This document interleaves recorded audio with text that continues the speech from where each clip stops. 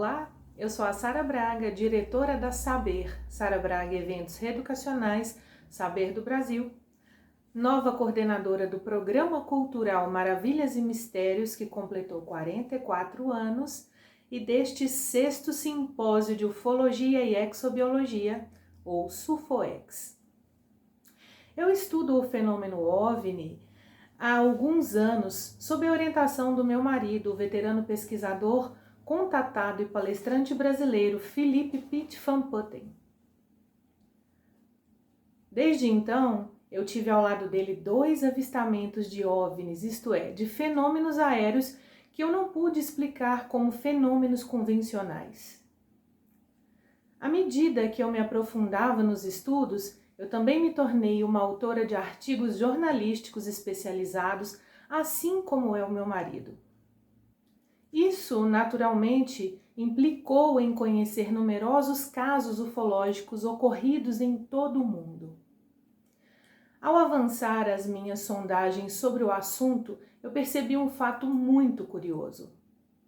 Geralmente, quando as pessoas falam sobre OVNIs, elas logo imaginam um disco voador. É claro que esse estereótipo tem relação com o histórico avistamento de 9 OVNIs achatados e discoides pelo piloto civil norte-americano Kenneth Arnold em 24 de junho de 1947.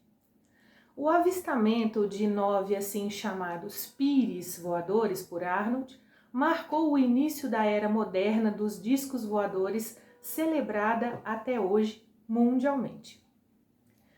É fato, no entanto, que bem antes do caso Arnold, o imaginário popular já tinha sido alimentado por naves discoides extraterrestres. Na capa da revista americana Startling Stories, por exemplo, de maio de 1939, vemos desenhos de criaturas robóticas sob discos voadores. A bem da verdade, existem relatos antigos de séculos passados que descrevem fenômenos celestes que lembram muito os modernos discos voadores. Hoje sabemos que muitos OVNIs vistos ao redor do mundo têm, na verdade, formato discoide, mas esse formato não é o da maioria dos casos relatados. A ufologia não é uma ciência, mas uma área de atuação técnica com potencial científico. Não temos estatísticas mundiais cientificamente padronizadas, rigorosas e atualizadas, mas estamos a caminho disso. Temos, porém, boas estimativas estatísticas bem confiáveis, produzidas por grupos de pesquisa civis e militares em muitos países. Alguns dos dados são naturalmente confidenciais e não temos fácil acesso a eles. Mas as estatísticas internacionais que já temos são suficientes para mostrar que os OVNIs mais comuns não são discoides, mas sim esféricos. Estas são 2 fotos de um possível OVNI esférico que foi flagrado sob 2 ângulos diferentes enquanto pairava sobre o famoso sítio arqueológico de Stonehenge, na planície de Salisbury, na Inglaterra, em 19 de junho de 2024. Não sei se é ou não uma esfera voadora não identificada. Posso até nunca vir a saber, pois a quantidade de pesquisadores qualificados no mundo todo é muito pequena diante da quantidade de casos importantes que acontecem e que mereceriam uma investigação. Neste particular, as Forças Armadas estão em grande vantagem sobre o pequeno contingente de civis aptos a investigar tais acontecimentos. Pesquisas ufológicas bem feitas podem ser complicadas, demoradas e custosas. Um bom caso pode exigir meses ou até anos de estudos. Esta é, portanto, a justificativa para esta apresentação. Falarei um pouco sobre as misteriosas esferas voadoras que assombram pesquisadores civis e militares. Neste ponto, quero ressaltar que não vou abandonar jamais o termo UFO-OVNI, criado em 1952 pelo projeto Blue Book da Força Aérea dos Estados Unidos. Eu penso que a nova terminologia UAP ou FANI é muito ampla, porque pode envolver uma vasta gama de fenômenos. Entendo OVNI como uma categoria de FANI. As esferas voadoras exemplificam muito bem o que eu estou dizendo. Algumas parecem tênues e nebulosas, enquanto outras parecem metálicas e sólidas, como objetos. E existe aquelas que parecem mudar de estado, saindo do sólido para o nebuloso.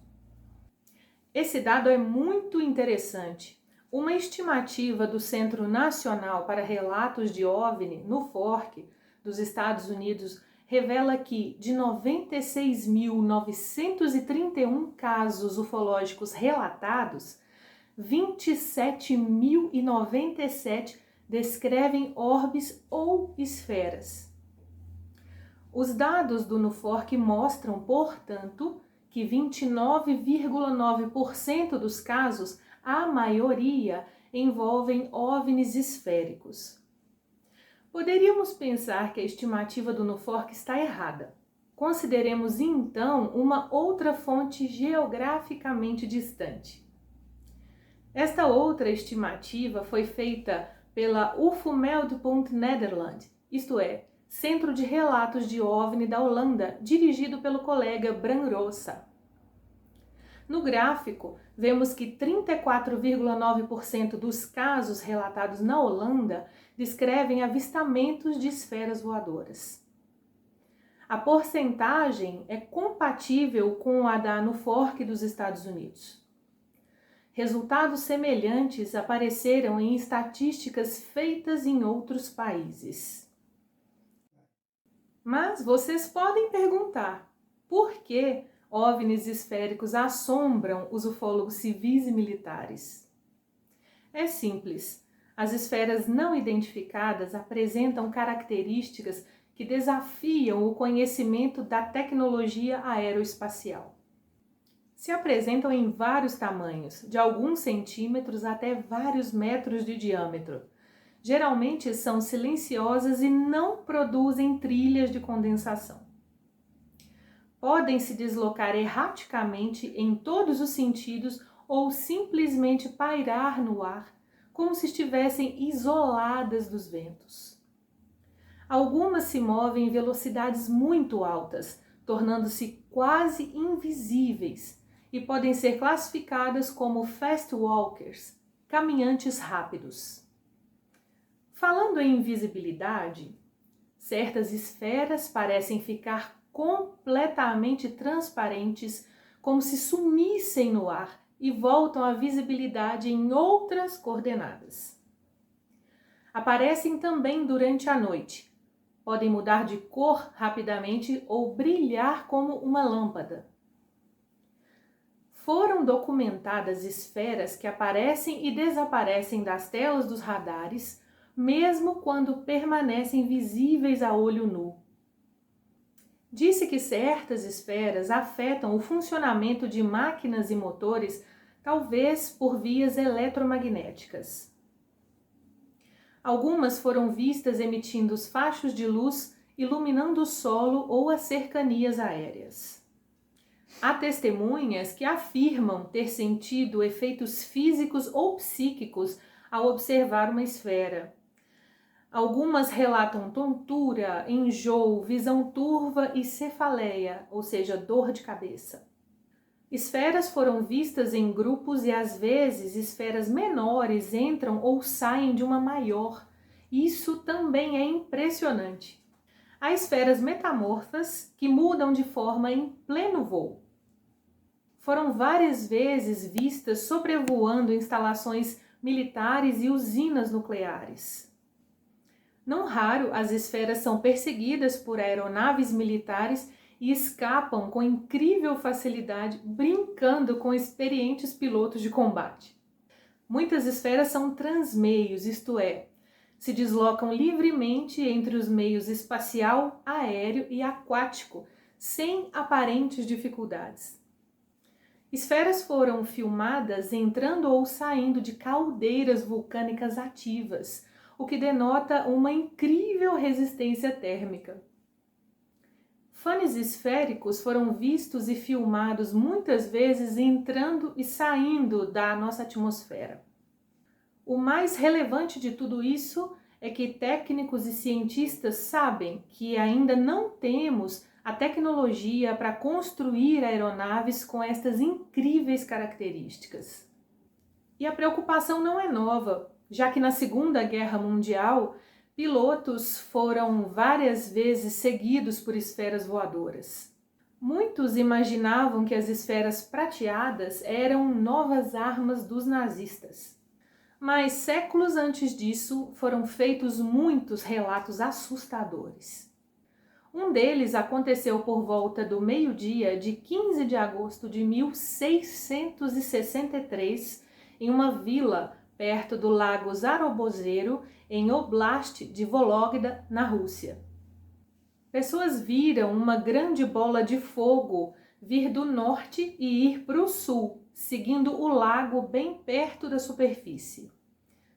A bola de fogo parecia medir cerca de 42 metros de diâmetro e tinha fumaça azul saindo de suas laterais.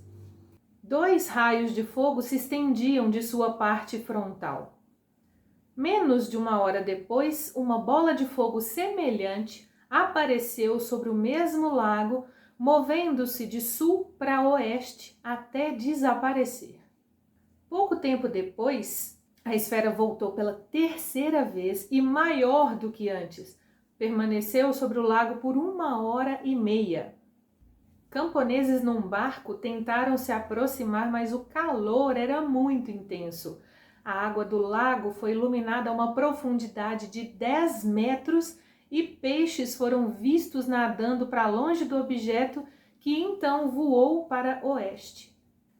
Em 2010, o grande ufologista americano Dr. Richard Foster Haynes criou o projeto Esfera, iniciando uma preciosa investigação através do Centro Nacional para Relatos da Aviação sobre Fenômenos Anômalos, NARCAP, para estudar a fenomenologia e melhorar a segurança dos aeronautas.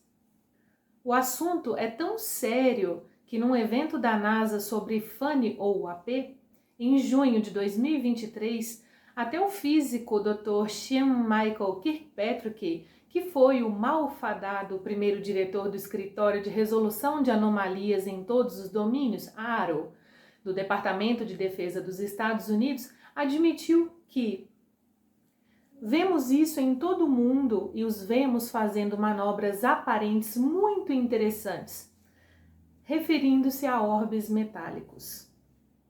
Críticos céticos e desinformados chegam a dizer que esferas voadoras não identificadas não existem. Afirmam que todos os casos são interpretações equivocadas de fenômenos naturais e de coisas comuns, como balões, drones e satélites. Há até quem acredite que avistamentos de esferas se devem a alucinações, problemas de visão, brincadeiras e mentiras infantis.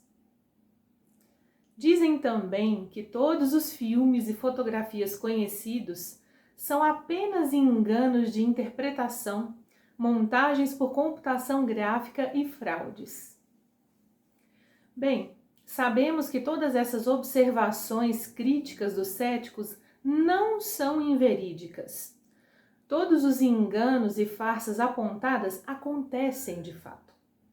Aqui vemos exemplos de algumas coisas que podem confundir: reflexos em lentes, relâmpagos globulares, aeróstatos esféricos, experiências químicas com foguetes, raras nuvens esféricas e modernos drones esféricos. E existem muitas outras opções. O que muitos céticos parecem não saber é que existem ufologistas civis e militares capacitados técnica e cientificamente para separar o joio do trigo. Certamente, uma das filmagens mais importantes de uma esfera voadora foi feita durante a noite em São Paulo, aqui no Brasil, em 30 de maio de 1986. Na ocasião, acontecia uma grande onda de aparições de OVNIs no Brasil. Uma esfera luminosa e iridescente, com 8 metros de diâmetro, pairou sobre a metrópole e foi filmada pelo cinegrafista Heraldo Canales, da empresa Mixon. O objeto parecia girar e mudava de coloração. O experiente cinegrafista filmou a Lua de forma desfocalizada à direita da esfera. Céticos sugeriram sim que era a Lua, ou um balão, uma estrela, ou a luz do Sol espelhada nas nuvens, mas essas explicações foram, obviamente, rechaçadas. A misteriosa esfera voadora noturna da Mixon permanece na história da ufologia brasileira como um fenômeno ou objeto voador não identificado. Um dos casos mais discutidos de esferas voadoras diurnas envolve uma filmagem e fotografias feitas por um cidadão americano identificado como Rick Ibarra. Rick, residente em San Diego, na Califórnia, nos Estados Unidos, é terapeuta aposentado do Departamento de Defesa e trabalhou na base naval de San Diego e na base de submarinos de Point Loma. Ele disse que por volta das 18h45 de 10 de setembro de 2014, viu um objeto pairando no céu entre a sua casa e a casa de um vizinho. Pensou que era um balão, mas o movimento da coisa o deixou bastante intrigado. O objeto se movia lentamente para frente e para trás, indiferente à direção dos ventos. Tinha entre 1,5 metro e 2 metros de tamanho e estava a uns 120 metros acima do solo. Para ter um registro mais preciso, fez também ótimas fotografias com uma câmera presa a um tripé. Os metadados das fotografias conferem perfeitamente com as referências de horário dadas por Rick. O reflexo do Sol na esfera também confirma o horário. Ibarra mostrou a filmagem a colegas de sua cadeia de comando na Marinha. Eles não tinham explicação. Alguns ufologistas pensam que essas imagens podem ser as mais nítidas e interessantes de uma esfera voadora já obtidas fora do círculo militar. Sim, os militares possuem filmes e fotos muito melhores em seus arquivos secretos, e isso eu garanto. Faz quase 20 anos que Rick fez as filmagens da esfera, mas o debate sobre sua natureza continua entre os ufólogos. Apesar de algumas pessoas sugerirem que pode ser um balão, um drone, um aparelho militar experimental ou até uma criação artística por computação gráfica, os poucos pesquisadores que estudaram o caso parecem acreditar que é mesmo uma esfera voadora não identificada. Nos arquivos dos ufólogos civis e militares de muitos países, podemos encontrar fascinantes relatos e imagens de esferas voadoras. Já é possível perceber que estamos lidando com um fenômeno antigo, variável e complexo que desafia o entendimento até dos mais cultos e inteligentes. Para finalizar, é importante dizer que o mais intrigante aspecto de algumas esferas voadoras, especialmente para os ufólogos militares, é a esporádica ocorrência de orbes ocupados, isto é, tripulados por entidades que devem ser inteligentes, mas que podem ou não ser humanas. Entre as centenas de relatos de esferas ocupadas, apenas como exemplo, eu cito o caso descrito por Walter Webb, no April Bulletin, volume 12, número 4, de janeiro e fevereiro de 1974. É o caso Lyndia Morel. Trata-se de uma senhora que afirmou ter visto um ocupante de uma esfera voadora às 2h45 da madrugada de 2 de novembro de 1973, em Manchester, New Hampshire, nos Estados Unidos. O silencioso OVNI estava perto, a pouco mais de 100 metros de distância, e pairava a uma altura equivalente a um edifício de 3 andares. Lyndia disse que viu uma forma humanoide numa grande janela da esfera, conforme mostra a ilustração. Isso foi em 1973. Assumindo que o relato seja verdadeiro, quem ou o que estava naquela janela? Considerando que os avistamentos de esferas voadoras remontam a décadas, se são feitas por humanos, de onde vieram? Como conseguiram desenvolver esse impressionante veículo secretamente sem que o mundo soubesse? Como conseguiram fazer naves transmeios silenciosas, ultravelozes, que ficam invisíveis e afetam máquinas e as mentes humanas à distância? Estas e muitas outras perguntas continuam, infelizmente, sem respostas claras e definitivas. Agora eu me despeço de vocês com uma outra pergunta. E se não forem humanos? Agradeço muito pela sua atenção e espero que tenham gostado. Um grande abraço. Muito obrigada.